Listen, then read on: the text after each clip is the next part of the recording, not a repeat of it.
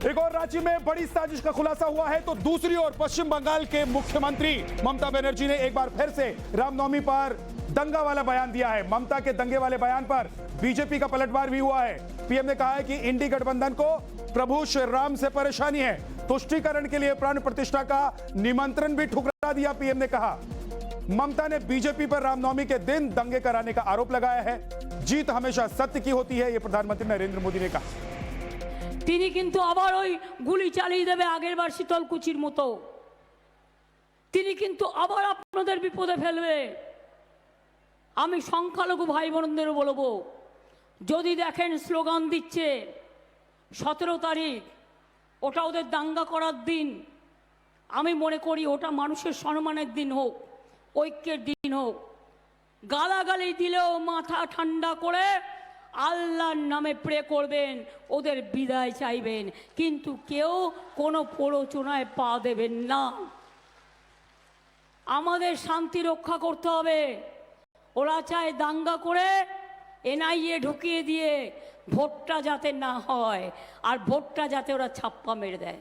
TMC ने हमेशा की तरह यहां रामनवमी उत्सव को रोकने की पूरी कोशिश की,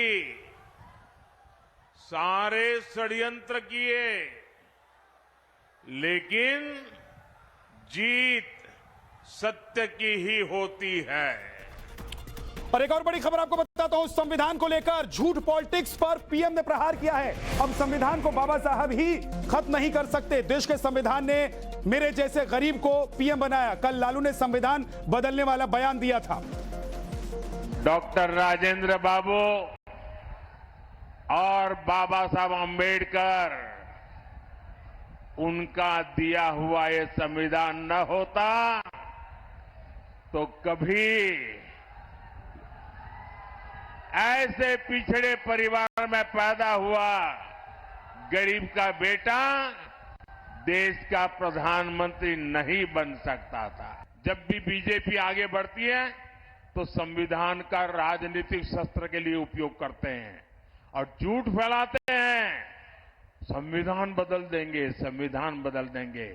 भाइयों बहनों, लिख के रखिए, मोदी तो क्या, बीजेपी तो क्या, स्वयं बाबा साहब आम्बेडकर भी इस संविधान को नहीं बदल सकते हैं। ये अपना शासन लाना, तानाशाही लाना चाहते हैं। संविधान का बदलने का मतलब लोकतंत्र को बदलना। लालू जी को पता है क्या 10 साल से पार्लियामेंट में, उनको तो बेचारे को पता भी नहीं होगा और ना उस चीज के पर कभी काम किया। अरे कभी संविधान बनाने वाले बाबा साहब भीमराव अंबेडकर का क्या सम्मान है, ये आप सोचिए ना। हमने पंच तीर्थ बनाया जहां जहां उनके शिक्षा के स्थान थे, और हमने घोषणा पत्र कब जारी किया, जब बाबा साहब भीमराव अंबेडकर का जयंती था।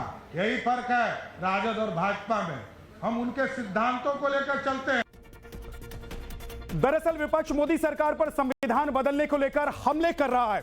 ममता बनर्जी ने कल ही कहा था कि अगर बीजेपी फिर आई तो देश में लोकतंत्र नहीं बचेगा। लालू प्रसाद यादव ने कहा था कि बीजेपी संविधान बदलने की कोशिश करेगी, लेकिन अगर ऐसा किया तो जनता आंख निकाल देगी। राहुल गांधी कई बार कह चुके हैं कि पीएम मोदी देश का संविधान बदलना चाहते हैं। विपक्ष के कई नेता बार बार मोदी सरकार पर संविधान बदलने का आरोप लगाते हैं, जिन्हें पीएम ने आज करारा जवाब दिया।